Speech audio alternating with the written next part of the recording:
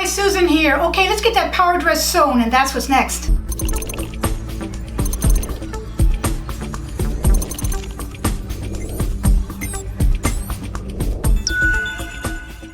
Okay guys, so I'm just as frustrated as the rest of the world, and this is starting to really get to me.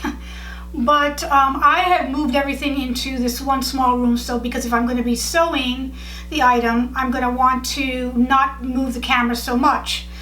I have to also say that this was not my full-time job. I would love it to be my full-time job, but like the rest of the world, I'm on the phone or on my websites trying to get through to get some kind of help financially like everybody else.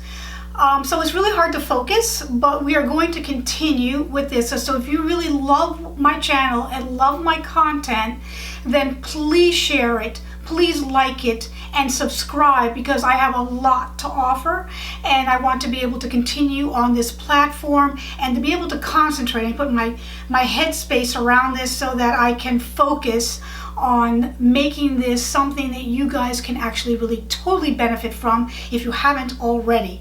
Okay, so let's get started.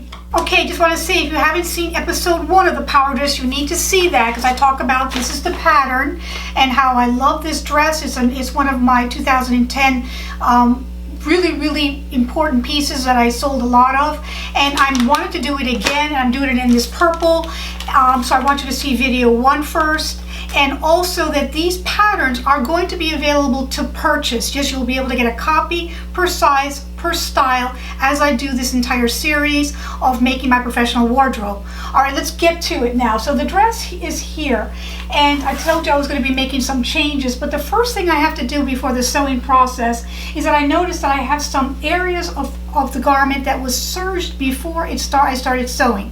So it was mirrored. It has a mirrored edge here, and it's serged. It's also on these key pieces that are my facing. So my top facing that goes all the way over here, also the one that supports the zipper and around the armhole. So those facings, I'm going to have to put my stretch adhesive interfacing to, press it, and then mirror those key areas, and I'll come right back. Now I have the facings with the fusible interfacing on the back of it as well. I joined the two pieces together, all the pieces, so you've got the facings here that go around the armhole, around the front where the zipper is going to be, and I narrowed it all the way around the curved edge, the area that is going to be left out. So all of that is done, and also every piece on the outer edge I narrowed. So that's all ready. So now let's get to these darts. And in the first vlog, or the first video, I showed you how I indicated the ends of each dart with a pin, and I have notches to show you where the top of the darts are. So now I'm going to take each individual dart like this, and I'm going to be pinning them closed so that I can go ahead and start the sewing process on every single one of these darts. Okay, so I'm just going to put pins there to, of course I get a bad pin.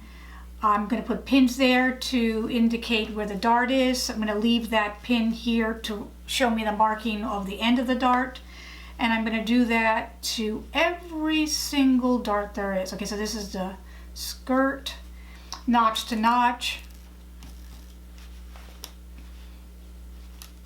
Go ahead and pin that, and to the end of the dart as well. So then I already have, those two darts there, and I'm going to prepare that by putting those pins on every single one of the darts, finding the dart points, the notches for the dart ends, and then the dart point like that, folding it and putting just a few pins just to keep it in the right spot while I sew it, like that. And that's for the skirt ones as well, and I'm just going to keep doing that till we get them all pinned like that.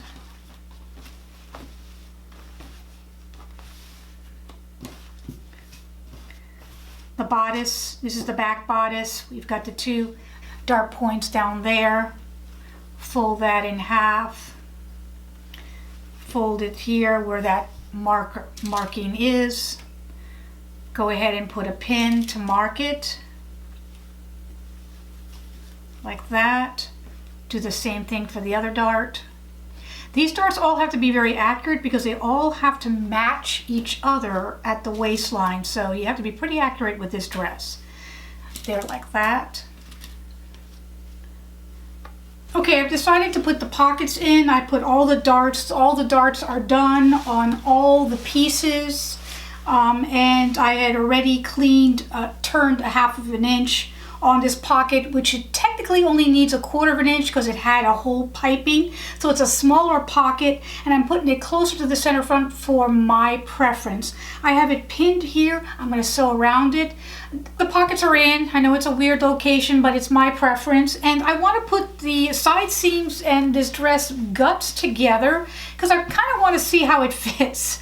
Because I'm not really sure which size I actually had that other dress in, and I'm hoping it's going to fit me. So I'm just going to actually sew the side seams together here on the skirt part, as well as the bodice and shoulders, so I can put it together and try this on.